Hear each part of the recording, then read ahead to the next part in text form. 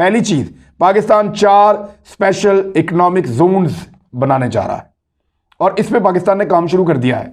ये बड़े शानदार इकोनॉमिक जोन्स हैं। इनके नाम मैं आपको बताता हूं। रशकई नौशहरा ये M1 के करीब बन रहा है। धाबेजी ठट्ठा सिंध में बन रहा है। अल्लामा इकबाल इंडस्ट्रियल स्टेट फैसलाबाद ये पंजाब में एक बन रहा है। बोस्तान बलूचिस्तान में, चारों सूबों में 4 बड़े इकोनॉमिक जोन्स बनने जा रहे हैं और इनके अंदर जो बराह रास्त लोग नौकरी करेंगे, जो वहां पे काम कर रहे होंगे, वो 4,75,000 लोग, जबकि इसके साथ जो वाबस्ता लोग होंगे जिनका रोजगार लगेगा वो लगभग 10 लाख से ज्यादा होंगे।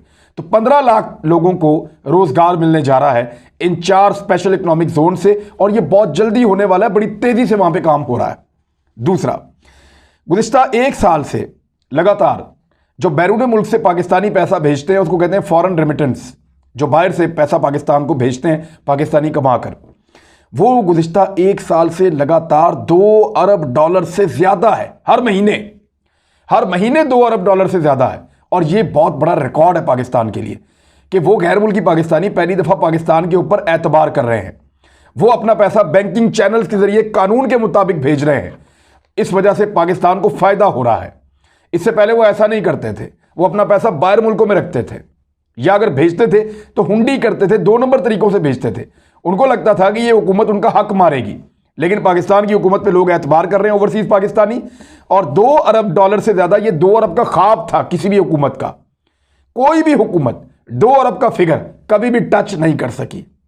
तो ये $2 अरब से ज्यादा का हर महीने फॉरेन रेमिटेंस आ रहा है, बैरून मुल्क से पाकिस्तानी भेज रहे हैं और अब तो ये $2 अरब 80 करोड़ तक पहुंचा है अप्रैल में, यानी 3 अरब को छूने वाला है।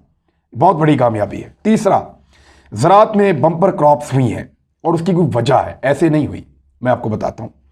पहली बार किसान को बर वक्त और सही कीमत उसकी फसल की मिल रही है। ये 3 सालों में ऐसा हुआ है। मैं खुद क्योंकि छोटी मोटी खेती बाड़ी करता रहा हूं, मेरे दोस्त बहुत सारे हैं वो किसान हैं, तो हमें ये पता है कि बहुत नुकसान होता है। आलू की फसल लोग लगाते थे, आलू निकालना महंगा था और बिकता मार्केट में सस्ता था। कई दफ़ा किसानों ने आलू की फसल के ऊपर हल चलाया है। किसानों ने लाकर आलू जो है वो यहाँ मॉल रोड पे फेंक दिए थे मियाँ साहब के दौर में। तो पीपल्स पार्टी के दौर में कुछ हालात बेहतर हुए थे किसानों के, या ये पाकिस्तान तहरीक इंसाफ के दौर में 3 सालों में किसान की कोई फसल नहीं डूबी। मैं चैलेंज के साथ कह रहा हूं और मेरी ये किसानों के साथ बात हुई है, वो कह रहे हैं हम डूबे नहीं, तबाह नहीं हुए, माफिया को काबू किया है। गन्ने के किसान को पहली दफा जो है वो फसल मिली है। बम्पर क्रॉप की वजह से जो इस साल में ज़राअत के शोबे से पाकिस्तान को मुनाफा हुआ है वो 1100 करोड़ की इजाफी आमदन पाकिस्तान को हुई है। 1100 करोड़ की इजाफी आमदन पाकिस्तान को हुई है। तो ये किसान का फ़ायदा है। कपास की पैदावार में 7-8 साल के बाद पहली मरतबा इजाफा देखने में आ रहा है और जो है वो किसान खुशहाल हो रहा है पहली मरतबा बड़े लंबे अरसे के बाद। परवेज़ मुशर्रफ साहब के दौर में एक जंप लगा था किसान का, उसके बाद पीपल्स पार्टी के 2 साल अच्छे थे, फिर एक लंबा बुरा दौर था और अब ये 3 सालों में किसान को मार नहीं पड़ी।